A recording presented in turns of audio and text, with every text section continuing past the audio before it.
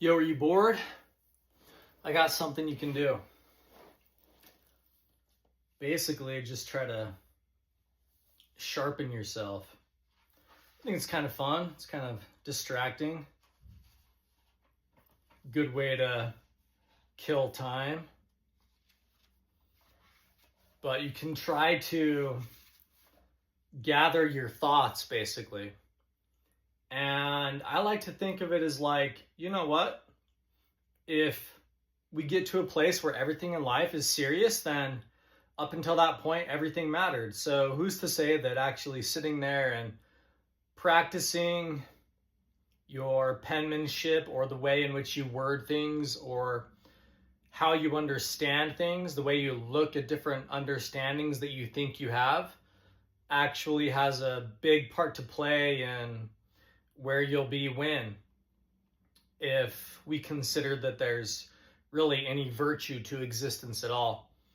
And if not, then I think that you're still all the better for it, for taking the time to organize things and give yourself a chance, because there's only one thing that we can be sure of in life, and that life itself is unpredictable, which basically is like a grace, because in the end, everything is basically going to be out of hand.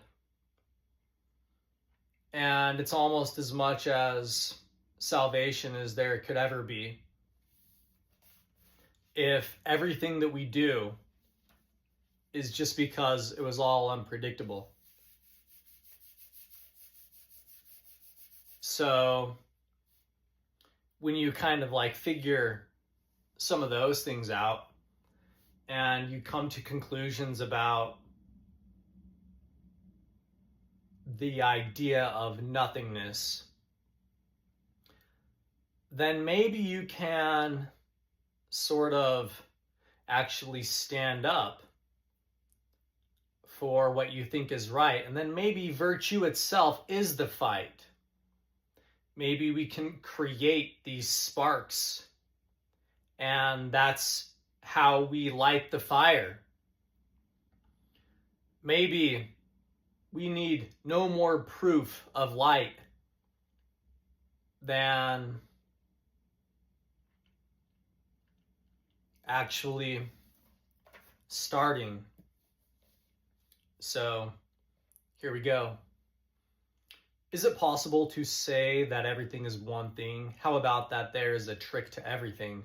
I'm sure that if there ever was, it would certainly have a timing in the way that it could be and the way that it could be agreed upon. Then is the most interruptive thing time is all we have? I lay in bed last night wondering about fear, fearing that I felt it, where fearing something here is now more of an agitation or some thought of work. Is there anything I could say now that would bring this to work if I was fearing later? Do we then only fear once we have enough, where before we feel truly scared, fear is only a matter of time then? Once we know enough to fear something. All ideas, some more or less poetic, but the most powerful idea seems to sleep where I had it. I had figured that I had done everything, if anything like that idea could do anything. So I let it go in favor of sleep and thinking about all the things I had done to trick everything, thinking then that now it could be shown that everything was one thing. I only need not trick anything for the trick to be present. I had a thought about what fear was again, and I felt it a pretty good one. I stood up, adjusted myself and my room, and it was gone.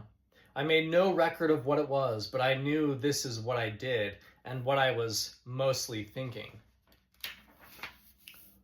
I don't want to say it now for fear of losing confidence or time over the matter, but I want to say it nonetheless. But know this is what it would cost me at this or some moment if I was wrong about it and couldn't feel certain. I was writing directly from memory, which is why I was stating in this passage earlier that the most powerful idea seems to sleep which is a sort of confidence that allows me to let go, like saying true power knows it can let go, a thought almost as escapist as my thought about what the simplification of fear was, like saying real power is to know you don't need it, which means there is some other way that things operate, and if things are to be truly serious, actual power makes nothing serious. So if you are serious, you will let go. At that point, power is like a belief because you almost can't prove it. So if you believe there is true power, then with enough conviction, you can convince yourself of these things. Does this make belief the most powerful thing of all? Does this juxtaposition at this time of these elements give us any insight into life and its signs? Should we then fear what we cannot prove? Fear belief? Which at its core is that everything is nothing. We are nothing, so if we run in circles even more to try and corral some idea, do we essentially fear nothing? Something truly great to fear indeed. These are my writings, however, on rock by stream, not on bed by ritual boat. Although writing like this does incite some sleep-like notion, a state that can also be reached by drawing or painting or talking enough even.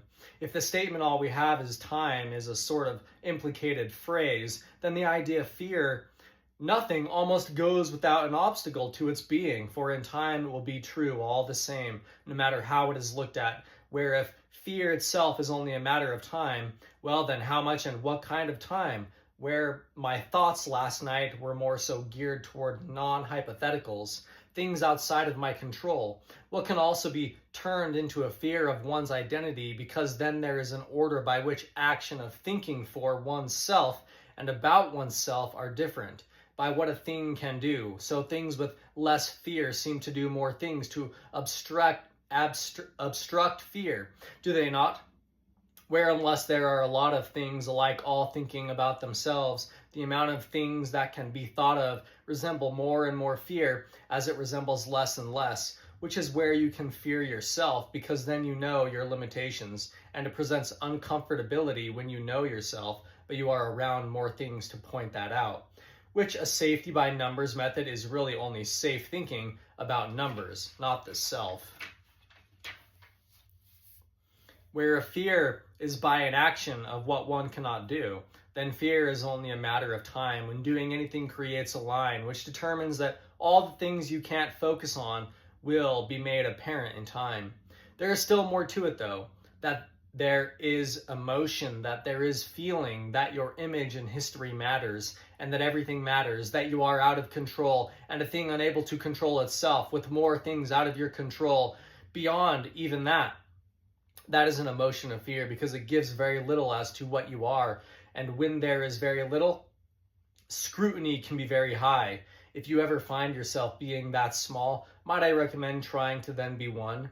If you are indivisible, is there then a way to ward off fear? If we have said enough on it, perhaps the truth, if we feel just, is justice a thought for itself though? Giving up not power to power, but to a body out of our own control? Perhaps being honest with ourselves.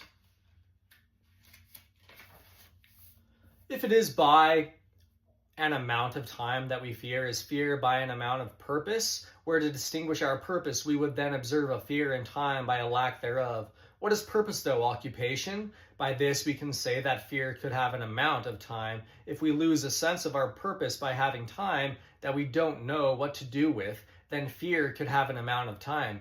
Everything in time. Could we then say that since everything has a purpose, we can designate a time for fear to calculate the best way to handle it, that fear isn't out of our control, and we can get more close to the idea of true power making everything easy?